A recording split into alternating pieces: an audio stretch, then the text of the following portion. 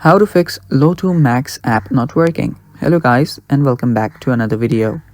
In today's video, I'm gonna teach you how you can fix the Lotto Max app not working. So without any further ado, let's dive right into it. So if your Lotto Max app is not working, first step is check for your internet connection. Make sure that you're connected to a good and stable internet connection, and your network should not be an issue here. You can use your mobile data if you prefer so as well. After that, check if it's working or not, and if it's not working, head over to your app store, and on your app store you will need to head over to its search bar. On the search bar, search for Lotto Max,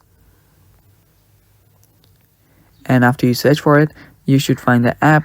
If you see an update button there, tap on update. So right here, as you can see, with each version the bugs are fixed and the user experience is improved. You can see the improvements and version history from here as well. So after you update the app, your problem should get fixed. If not, you can also try to install it back again.